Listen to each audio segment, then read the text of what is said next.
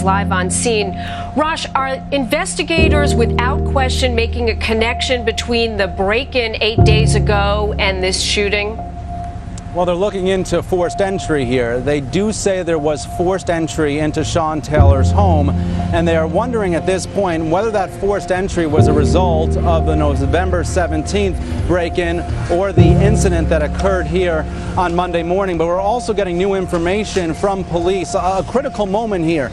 After the intruder comes into the room and shoots, we know that Sean Taylor's girlfriend picked up the phone, but the phone line was dead, and there is speculation from Taylor's attorney that those phone lines were actually cut. So critical moments were lost here. Finally, fire rescue gets here. They transport Taylor to the Ryder Trauma Center here in Miami, and then it was an emotional roller coaster. Late last night, Pedro Taylor, who happens to be a police chief in Florida City, came out and said, you know what, my son is responding to doctors.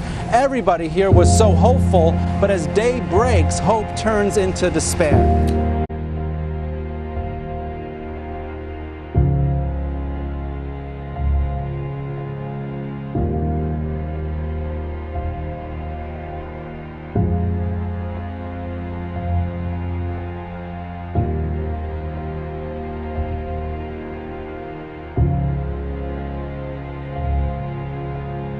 Today, obviously, a time to say thank you and say goodbye to Sean Taylor.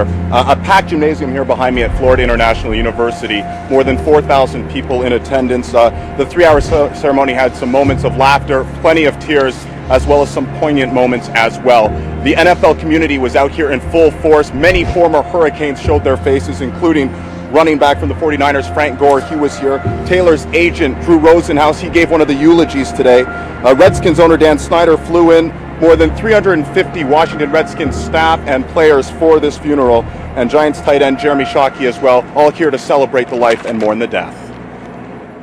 Now that you are gone, we still love you, hoping you are here with us, always wanting to share the funny moments, never the sad, wanting you to keep your head up and never getting mad, saying prayers and telling you our thoughts, so you know that you will always be in our hearts.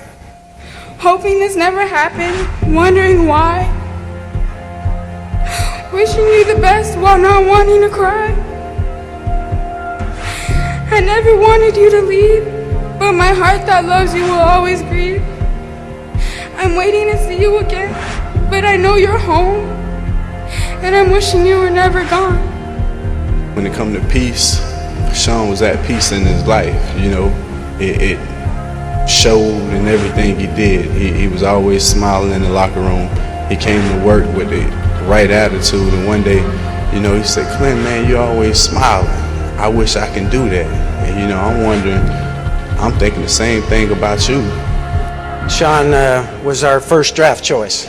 I thought many times over that 4 years, how many times God must have looked down and said, man, I made a great football player. Earlier this summer, I remember watching the Pro Football Hall of Fame induction ceremony, and I thought to myself, one day he'll have us placed among the greatest of all time. I imagined him up on that stage making his speech, and I imagined what he would say and who he would thank. There'll probably be most of the people in this arena today. He would thank God, his parents, his great-grandmother, his grandmothers, his brothers and sisters, his family and friends, his coaches and his teammates. I believe he would have been inducted into the Pro Football Hall of Fame. But I also feel if there was a Hall of Fame for being the best person, the very best person, he'd be in that Hall of Fame too. Sean, I love you as my brother. I love you as my friend.